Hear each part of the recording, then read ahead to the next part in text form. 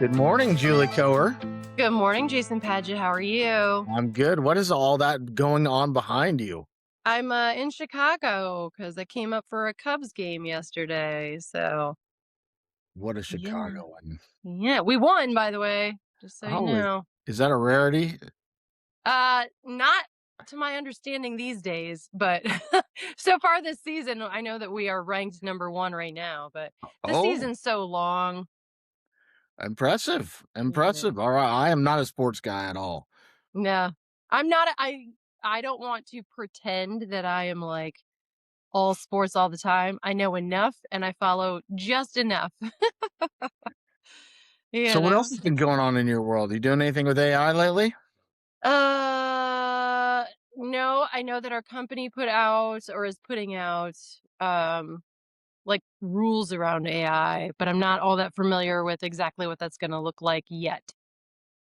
Interesting. Like Yeah. around what people who submit content can generate with AI. I'm not really sure. I know it's going to be some things about like protecting ourselves, right? But also like which program definitely encourage us to like use it for certain things, but I know there's also just going to be some stuff around it to protect obviously information, right? So I'm not exactly sure what it looks like yet, but It's getting crazy. Have you yeah. noticed that it is much, much more uh functional than it was a year ago? hmm Kind of, maybe, sort of. I mean, it definitely is. It has definitely changed a lot. There was so Friday morning at Rise and Shine, there was some fun stuff going on. Like we were working on a slogan thing for a network. Uh, how they give like little networking opportunities. And, I know AI is something that people were talking about utilizing all that stuff. So, I For me, I think the best way I could articulate the difference in the last 2 months is what I used to say I did in my spare time, I now just do in the background.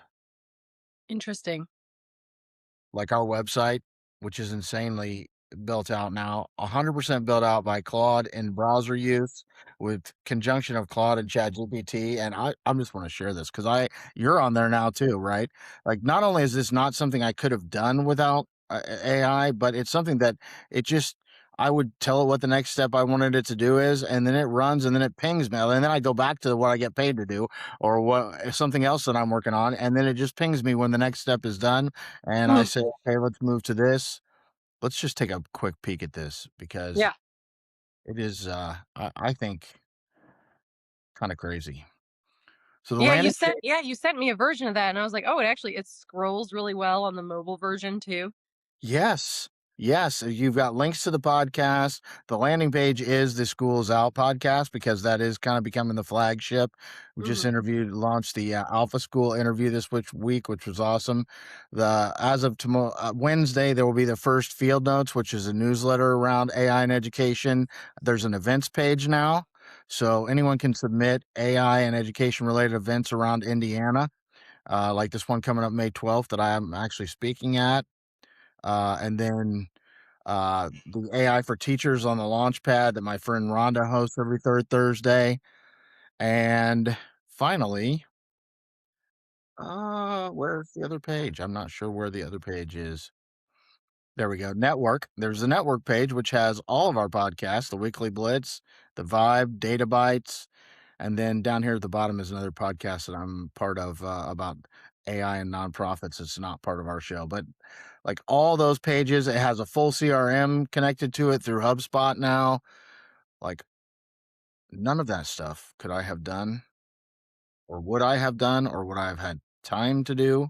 And that's like, I, we could talk about the state of AI and tokens and the news and stuff, but I was just listening to another podcast, a guy who I loved, Jeff Townsend, who has the Big Technology podcast, I think, or Jeff, I'm sorry, I'm getting it wrong because I listen to so many AI podcasts, but he covers China tech a lot, and he kind of went through the state of AI and the global world, and I just took like 15 minutes and articulated my thoughts on all that, uh, and transcribed it, and then gave it to Claude and ChatGPT, put it in Notebook LM, and it generated like a beautiful video that goes through the whole entire like where we are. Because I do think we are we're at some paramount points. Like I've been saying for a long time, I like it when I'm right. It's so I'm rarely right or considered right, but the whole idea of like, let's not let China have Nvidia chips, like that's blowing up in our faces now because Huawei has generated chips that are almost as good. They're 7 nanometer compared to 4 nanometer, but they're running a lot of like DeepSeek and their big models on Chinese produced chips. And they're not the only ones that are going to do that. They're going to ship them around the world. And now you're going to have infrastructure for AI that is not run on American chips, but on Chinese chips that we may not be compatible with. And the global soft influence of China is going to grow exponentially while ours begins to shrink. Yeah, I think, we're living in interesting times, and I think we're seeing how connected we are globally and how you got to maintain those relationships, right? Like it's Right. restructuring everything. It is, and everyone was thinking that Jensen Huang and Nvidia were just trying to be a monopoly, and maybe that is what in the background. Jensen obviously wants to be a 18 billion-dollar company. They're already like a $4 trillion company, but the fact of the matter is, like we have other chip producers here as well.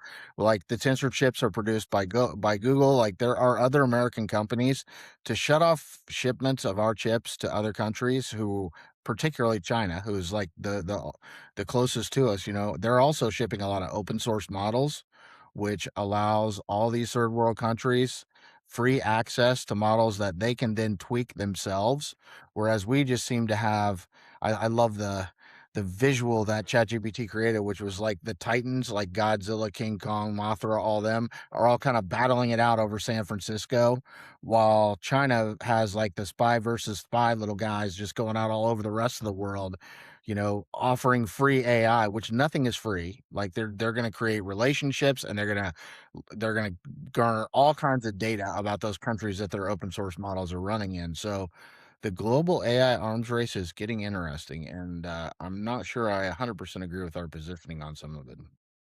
Yeah, and I definitely am not as well versed as you are in it. So I don't want to, I find it very interesting, and that's where I can stand, because I don't, I honestly am not educated enough on it to, you know.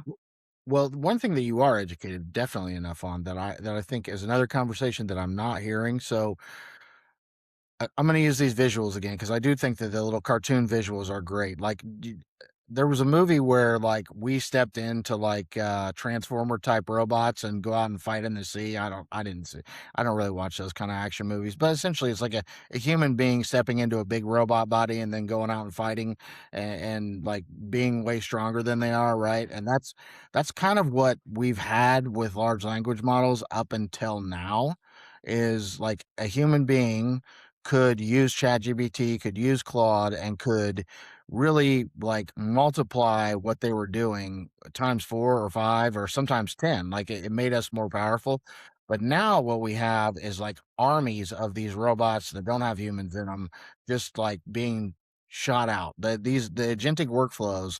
And so even in the economics, which is becoming called tokenomics, like what it costs to run one of these things. Like if you are asking questions to a Chat GPT account, right? Chat GPT charges you $20 a month for your account. And let's just say that $20 buys this is not even close to the right numbers, but we're just going to use numbers for the point, right? Buys $1 million worth of compute or a million tokens worth of compute, right?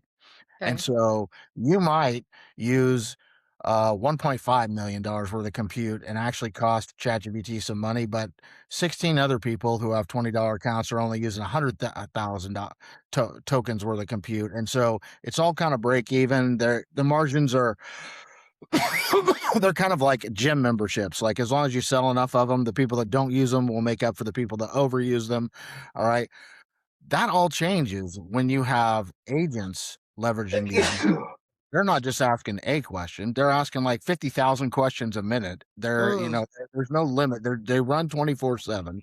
They're the cost of them is running them nonstop is so much more than a human leveraging AI that we're gonna see some big changes in some of these subscription models and how these companies charge for using AI in the very near future, or they're just all gonna go bankrupt, except for maybe Google and Microsoft who have enough money in the bank, Meta, these giants that have, but they still can't keep burning cash forever.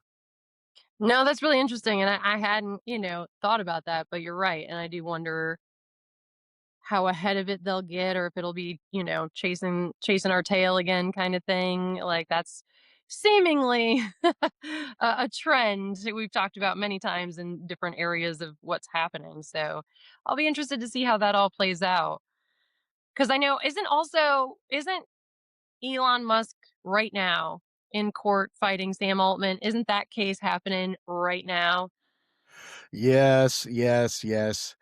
Can we untie one more thought on Yeah, the please. tokenomics before we get Yeah. to Elon's drama with Sam, which Yeah, is please. fun, but the other thing about what I think has happened is they've got people like me, who are just like, "Wow, there's so much more I can do with all this. I'm okay with the fact that I'm paying $100 a month for a Claude account and $20 a month for a ChatGPT account," right? So I'm spending $120 a month.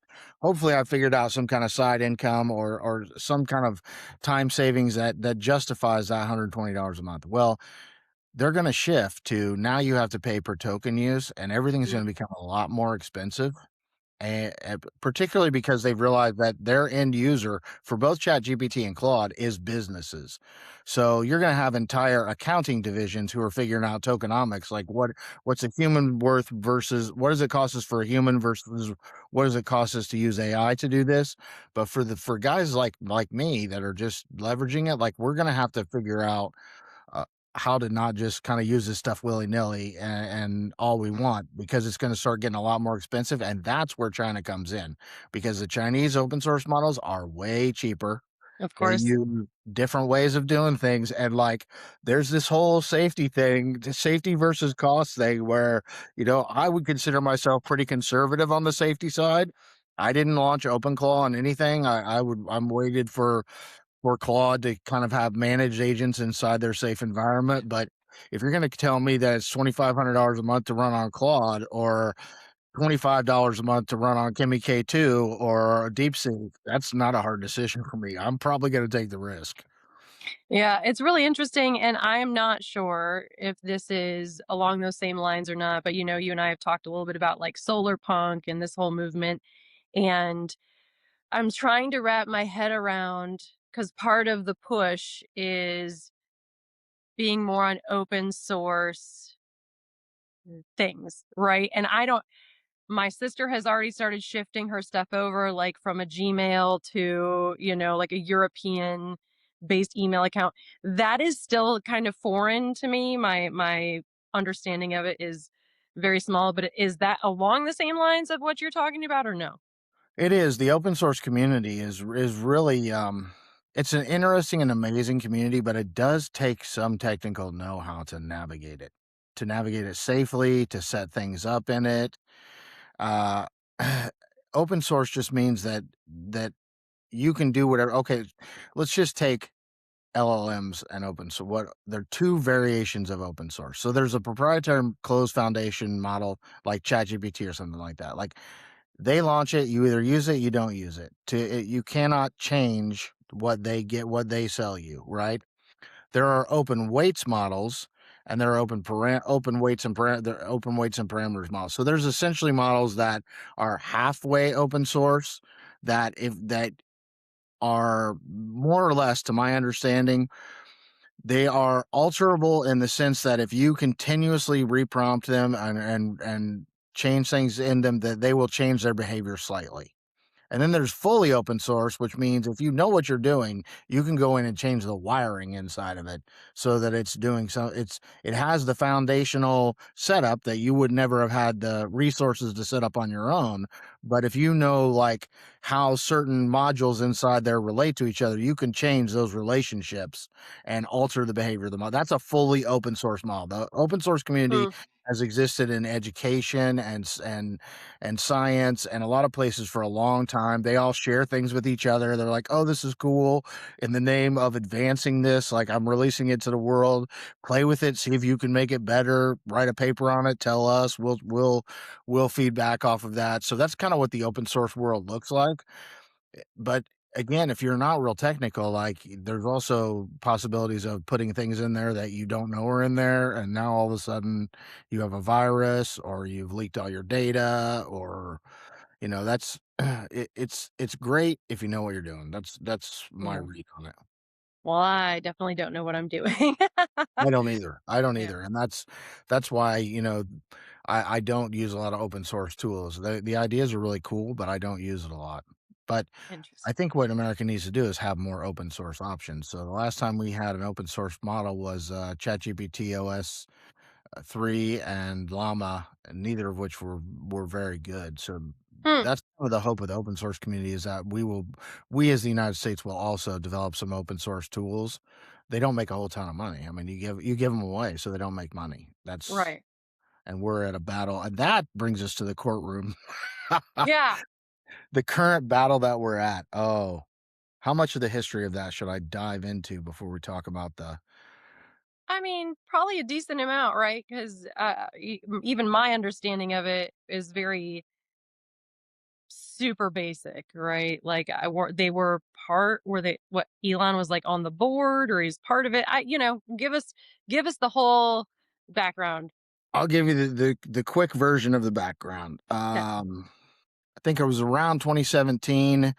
The Attention is All You Need paper came out, and the transformer architecture that we now know of as pretty much LLMs became very evident that they were going to make some serious advances in AI. Google had the money and the lab and was doing a lot with it. And a guy by the name of Eliezer Yudkowsky, who's like the king of doomers, and some other people convinced Elon that we were at risk of Google ruling the world. So Elon put $40 billion into helping a startup called OpenAI. Yeah, 40, I think it's 40 million, 40 billion. I don't know. It's what to him, who cares? Another zero, Yeah. right? He Right. put a bunch of money into creating a startup nonprofit whose mission was to reach artificial general intelligence to benefit humanity. And Sam Altman, who had been running Y Combinator, and some really big scientists, who all was in the, Ilya Sketsgiver, Dario Amade and his sister Danny, Mir Murati, like a whole team of really, really, really brilliant people came together and started working on this. Um, Around 2022, when they released ChatGPT, um, just before that, like they had realized that scaling laws were really like the more compute you threw at these things, the smarter it got, and that there may not even be a limit to how smart it could get if there was no limit to how many chips you gave it and how much energy you gave it. And so the whole for-profit, not-profit model, long before Elon left, Elon has messages and texts that have been revealed where he says they should go for-profit. But eventually, there was a who's going to lead this company, and Elon wanted to run the whole company. He wanted to put it under Tesla. He wanted to have complete like decision making. Like he wanted to rule the world. Mm, Achman is the other business mind that was with Sam Altman. That dumbass kept a whole diary of all of the ways they were going to conspire against Elon, which has shown up in court. But eventually, everyone chose Sam Altman as the CEO and not Elon, and that made Elon mad. And he took his ball and went home, and has been after them ever since. okay. So when they filed for to be a public benefit company, for profit public benefit company with a subsidiary nonprofit, um, and then that was awarded to them. Now Elon has taken them to court saying that they violated that.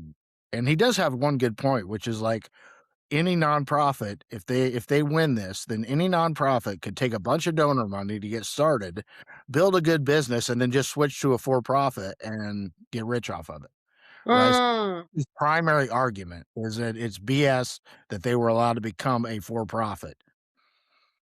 So he's suing him for $151 billion, which he was going to redonate to the foundation. He's just trying to force them out of being a for profit company and therefore competition for Grok. Oh. So right now, so okay, if I'm understanding correctly, they're considered competition for Grok because they are for profit. So if they were a non for profit, they would no longer be competition for Grok. They wouldn't be able to make enough money to be competition. Interesting. That would push them out of the game. Like I think, but one of the things is Elon is making an ass out of himself by kind of being a jerk in court Hmm. and arguing weird arguments and like I don't pay much attention to it, but of course I Right. listen to podcasts. I get some reports on it. So he's not making himself look good. There's all kinds of like Elon had the same ideas, messages out there that they've put in discovery for him. He also wants Greg Brockman and Sam Altman kicked out of the company and never allowed to work there again. Oh, So that's part of the and this is a jury trial, but the jury is just a recommendation to the judge. The judge gets to mitigate this any way they want to. So it could be interesting if I had to guess how this will all end up, because one of two ways. Either OpenAI will win because Elon has lost so much favor with public in the last since the Trump second administration came about. He's just not done himself any favors. He used to be just like the weird, brilliant guy that sometimes said stuff that was a little bit shocking, and now there's a whole swath of people that absolutely hate him. I'm mm, not one of those. I think that both he and Trump have some inexcusable behavior, but I do think Elon's a genius, and I wish he would make some better choices in how he how he acts, but that's neither here nor there. Either that's gonna hurt him enough that OpenAI will just win, or he will win, in which case my guess is that OpenAI will eventually become the government's arm of AI. Because this is the only technology advancement where the government didn't lead and then industry follow. So the government is way behind to inherit a lab like OpenAI makes very much sense. interesting. And so, what do you think that would look like? How would it become like? You think the government would just like absorb it? Yes, I think if they become a nonprofit, the only way they can continue to advance and have the money to to continue to advance is to become a branch of the government who now gets funded by Senate and taxes and everything else, and is like the Department of Defense or part of the Department of Defense, and therefore has a unlimited budget because we know the United States government just prints money when they run out of it. Yeah. I mean, what is it? For the first time since 1946, we have more debt than we have GDP. So, Yeah. yeah. And a lot of people are arguing that AI will be the fix for that. So why not fold it into the government? It's obviously a Department of Defense issue because we're seeing that Trump, who kowtows to no one, has pretty much had to kiss Dario Amade's ass and bring them back into the White House because they've realized that they need Anthropic right now because it's such a powerful model for Department of Defense that they cannot make it a national security risk. They need it as a national security asset, which, my 15-year-old daughter could have told you that, but Mm, that's kind of yeah. where we are. I mean, it's not making anybody look better. That's the problem is Right. there's already this public persona of AI as bad, and Sam Altman has definitely been run through the ringer. Whether or not he's a sociopath that some try to point him out as, I don't know. I don't know any of these guys, but he and Elon are probably the two technologists with the most negative press, and now they're just like shining a spotlight on all that and finding all the little dirty corners and more stuff that will come out that makes them both look more like complete assholes who are out for nothing but themselves. Yeah. Well, and the court of public opinion can be pretty impactful. But you add in Peter Thiel, he's doing them no good service either. I don't hear that much about TLC. I think the liberal markets like put him down all the time. The Republicans, like he's just kind of like a guy who spends a lot of money and backs this kind of stuff. That's all I ever hear about It's TL. really and either way, it's really the eccentricities of all of these Yes. gentlemen and the lack of humility in all of these gentlemen that is doing them a disservice across any kind of narrative right now, you know? I do. I think that goes to the big narrative and the little narrative. The big narrative, I always say, like these guys are envisioning creating Plato's Republic, where the philosopher kings run everything, and then you have the servants and the workers, and everybody just kind of gets universal basic income and falls in. Like nobody. First off, Plato admitted that probably wouldn't work unless it was on a tiny little isolated island. And second off, nobody thinks that these guys that are running these big tech companies who have no understanding of what life's like day in and day out for people are the philosopher kings we want ruling the world. Right. You see that in business, and this is one of the things that I'm concerned we're not talking about yet is, okay, let's just say we automate away 2/3 of the company, or we grow the company to 3 times bigger and it's all AI agents doing all this stuff. Like, how is the profit getting shared down to the people who remain in the company? Is it just the shareholders and the CEO and a couple other people in the C-suite? And maybe I'm the one of the managers that leveraged AI, and so now I'm doing 25 people's jobs, Mhm. but I'm still getting paid like the same damn salary that I got before. I've not seen a model other than that, and that's going to start to upset people, even those who lean into AI, pretty quick. Yeah. Well, and you hit the nail on the head there. This is part of the existing issue of where we're at right now, and part of the backlash towards corporations is, especially like you consider United Healthcare or the health insurance industry, these CEOs and C-suites bringing in 6 7 figures, and your low man on the totem pole is having to work 3 jobs and whatever like that. You're right, and it's just going to exacerbate something that's already an issue. So it'll be interesting. Like, I can't predict what's gonna happen. The angrier the people get, who knows, you know? There's gotta be real change somewhere, and I just don't know where that comes from. I think it starts with conversations, right? Like, I think Okay. I'm watching the K through 12 space in Indiana, and and college. Like, I love the fact that we're starting to have conferences. The conversations around AI and education are getting very robust in Indiana, and you know how mad I've been for the last 2 years that they weren't there. I just saw a lady from IU get an award because IU has launched ChatGPT across the entire all curriculum in the campus. They're using AI. I wouldn't have chose ChatGPT, but that's, Right. that that was their call. Right. Yeah. But they're using AI everywhere. Okay, so now when do we start having these conversations about like if you look at Alpha School, which is way too expensive, it's out of Austin. They leverage AI for the students to just you spend 2 hours a day learning an AI tailored. But what the teachers do there is what's phenomenal. They get paid no less than $100,000 a year. Only a third of them have teaching licenses, but they're all coaches and mentors and like really people who can give these kids the skills of tomorrow and who can influence them. When are we going to start compensating that Mm. inside of education and start compensate but we're not I don't know that we're even having those conversations, whether it's in education or in the workforce. I think we have to have those conversations, or else we end up with this Luddite stuff that we're seeing where people are just like, AI is going to take my job, so I'm going to throw a firebomb at Sam Altman's house.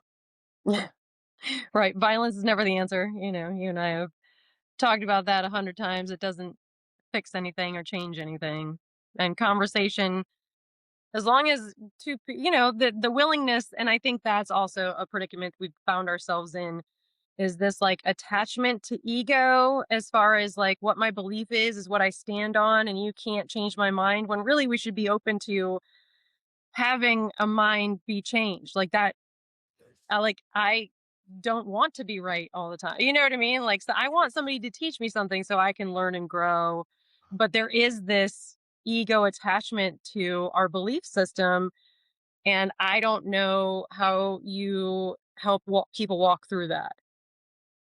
That reminds me of one of my favorite Zen sayings that comes from Beginner's Mind by Suzuki Roshi. It says, in the beginner's mind, the possibilities are limitless.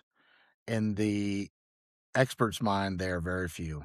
Mm, And we that need to come at this with a beginner's mind. We really do. We're beginning the dawn of a new industrial revolution, and we have leverage. These data centers want to be in all these states. So as these big tech companies are wanting to suck up our resources and our energy and everything else, we need to be sitting down at a table with them and the economic development forums of those areas and saying, okay, what does this look like for the average Joe? What does this look like for the knowledge worker? How does this compensation, how is this benefit getting mass distributed? Not in the communist sense, but in at least a sense of, not just at the top 10% right. is winning. Yeah, absolutely. And that reminds me, like, as I've continued to learn, because I know someone who works for a solar nonprofit, and I've continued to learn, like, if they took a note out of like a solar company's books, right? So some of these solar companies, when they come in and they want to work on a project, they go door to door to all the neighbors, educate them on what's coming, and they do things like, if the neighborhood says, well, we want to see this much money come back to the schools and you all have to pay for it, they do that. Yeah. Like, those companies do that. So if we can have those conversations and we can say, well, you're going to bring in this much revenue, X amount of it needs to go back to this community to keep it safe, or to keep, to have growth, whatever that may be. There are ways to have conversations that, gets everybody on the same page. You're right. Yeah. And let's just double click on that for a second, because you're talking about a startup nonprofit or a small nonprofit.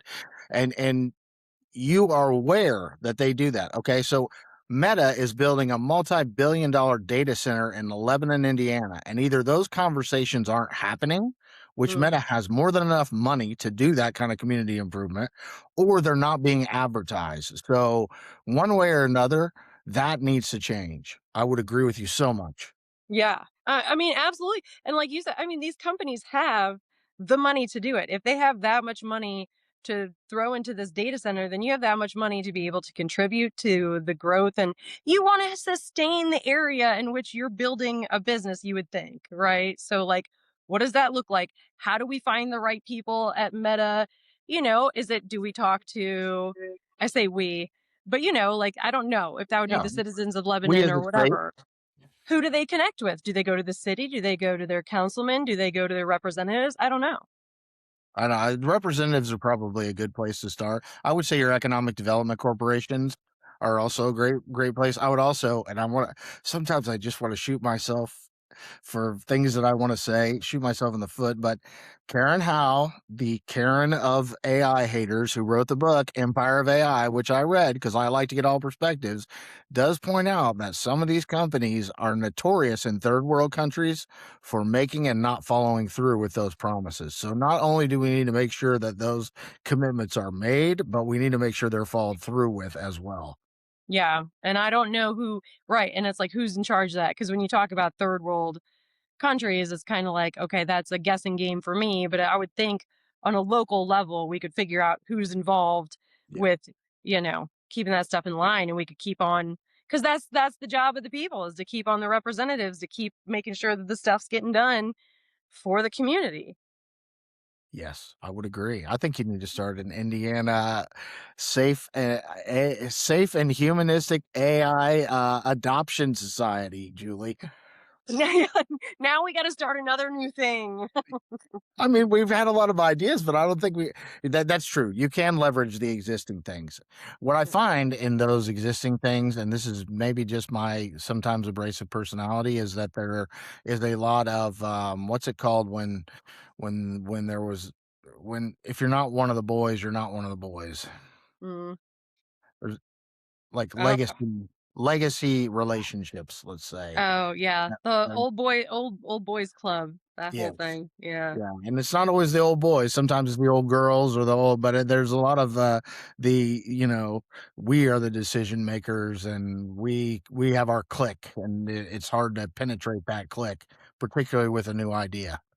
yeah, right. Especially, again, it goes back to that whole.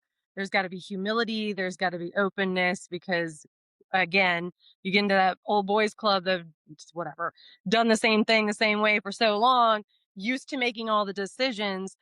are they going to be that open to say, okay, maybe the way I see it is wrong. Maybe we could use some insight. That's hard to get people to be open to, you know? It is. Yeah. It's funny because my daughter roll her eyes at me when in the car because somebody mentioned the tech bros, and I was like, "It's not the tech bros, it's the billionaire bros." That's Right? true. There's plenty of male tech guys who are not tech. It Mark Zuckerberg, Sam Altman, Elon Musk. What you're talking about is the billionaire bros club. That's true. That is true. It is. Yeah. We are kind of good old boys in Indiana, though. I'll definitely, I'll say I can check that box. Yeah. You know what though? I sometimes when we get off these conversations, I really think, if you and I put our heads together, like we could find a way to help create some change in some of these situations. I don't And disagree. I'm we leaning into the education space because I do think that, I mean, to quote Whitney Houston, the children are our future. If we don't steer them right, then we're screwed. But the whole advocacy space is that's interesting as well. We may have to have coffee one of these days I think we offline. need to have coffee and maybe some $2 tacos at El Charo, Ooh, all right? right. Sounds like a plan. Yeah. I'm I'm Uh, I'm absolutely more than open to that. I would love that. All right. Well, let's make it happen, Julie. And All right. until then, I will see you next week and have an amazing week. Thank you. You too. Bye. Bye.